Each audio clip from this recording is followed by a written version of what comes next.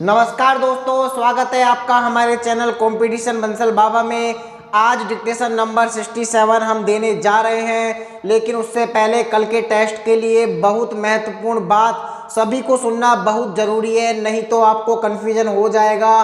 क्योंकि इस बार टेस्ट देने की प्रक्रिया चेंज हो चुकी है। कल आपको टेस्ट कैसे देना है वो आपको मैं थोड़ा सा बता रहा हूँ संक्षेप में। उसके बाद मैं टेलीग्राम और व्हाट्सएप में यह निर्देश भेजूंगा। तो मैं आपको बताता हूँ कि कल जो डिक्टेशन 68 नंबर जो टेस्ट नंबर 07 होगा, उसमें आपको डिस्क्रिप्शन में एक लिंक मिलेगा और कमेंट में ऊपर ही ऊपर एक लिंक मिलेगा। आप किसी भी एक जगह क्लिक करके आपको अपना रिजल्ट वहां सबमिट करना है और कॉपी हमारे निर्देशों के अनुसार ही चेक करनी है। जो वीडियो में पीडीएफ चल रहा है उसके अनुसार आपको कॉपी चेक करनी होगी और अपना रिजल्ट ऑनलाइन सबमिट करना है। तो ध्यान रखें कि रिजल्ट बहुत सावधानी से सबमिट करें। एक बार रिजल्ट सबमिट करने के बाद दोबारा सबमिट नहीं होगा।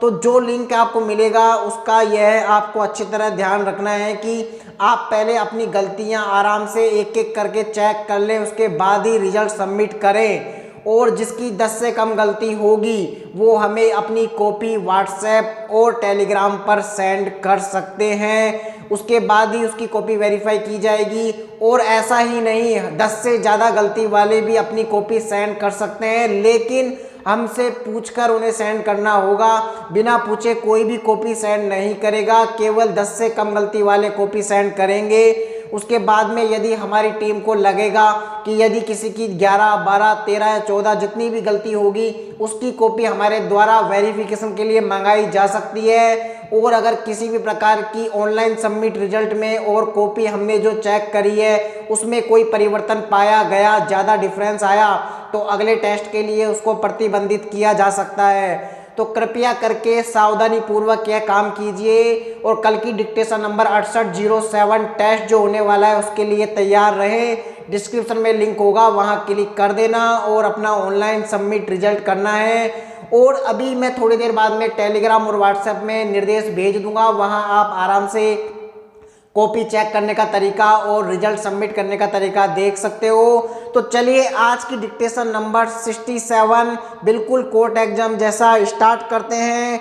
डिक्टेशन स्टार्ट होगा 5 सेकंड बाद।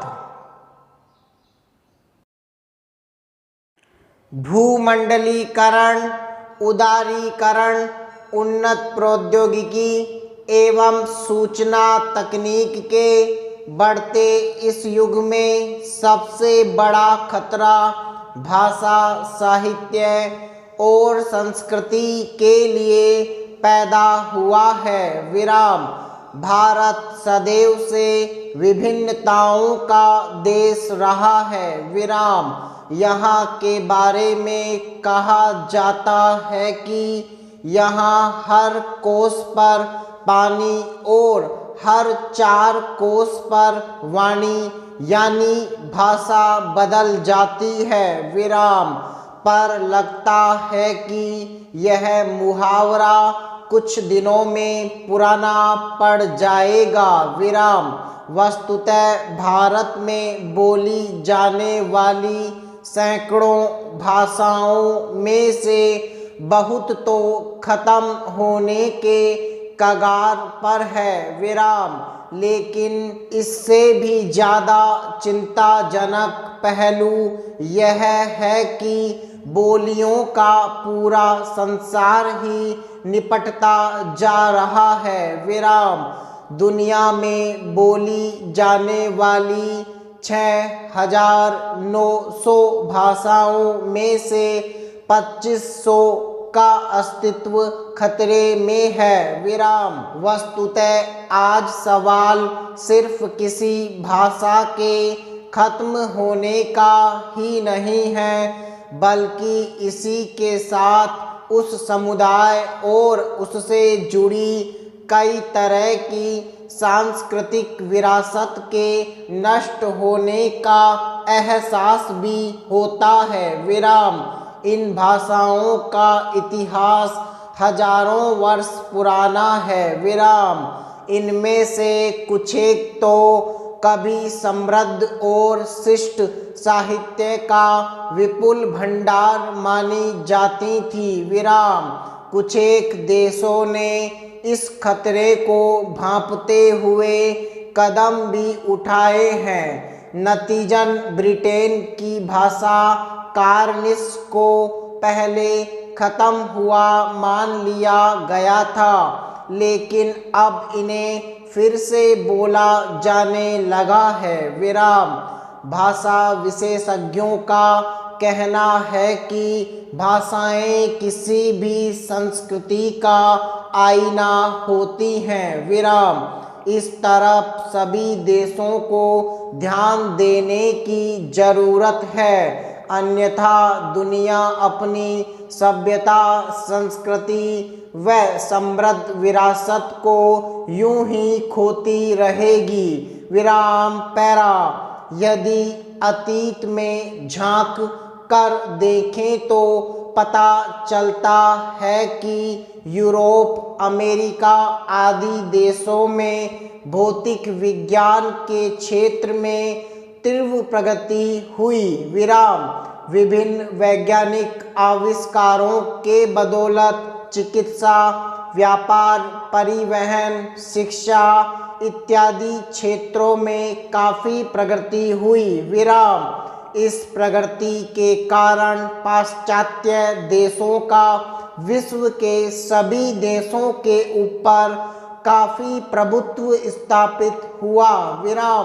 भारत में भी अमेरिका एवं यूरोप आदि देशों के विकास का लोहा माना गया और उन्हें आदर्श मान उनका अनुकरण किया जाने लगा। विराम।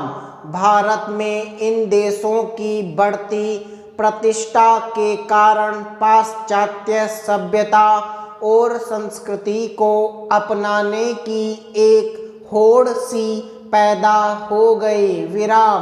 भारत के साथ अन्य देशों में भी पाश्चात्यीकरण की बयार बहने लगी। विराम।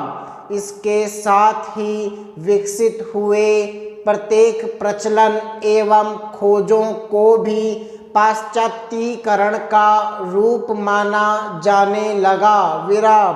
धीरे धीरे आधुनिकीकरण एवं पाश्चात्यीकरण को एक माना जाने लगा। विराम।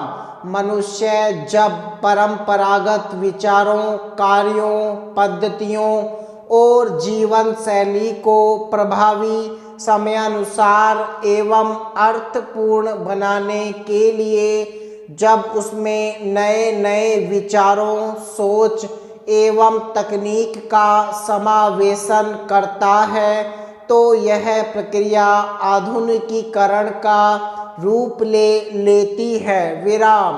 जबकि पाश्चात्यीकरण का अर्थ पश्चिमी गोलार्ध में स्थित देश, मुख्यतः फ्रांस, ब्रिटेन, जर्मनी, इटली तथा अमेरिका से लगाया जाता है। विराम। आधुनिकीकरण एक व्यापक, शाश्वत और प्रकृति में निरंतर घटित होने वाली प्रक्रिया है, जबकि पाश्चात्यीकरण एक क्षेत्र विशेष, सीमित और संकुचित सभ्यता का ही रूप है। विराम। समाप्त।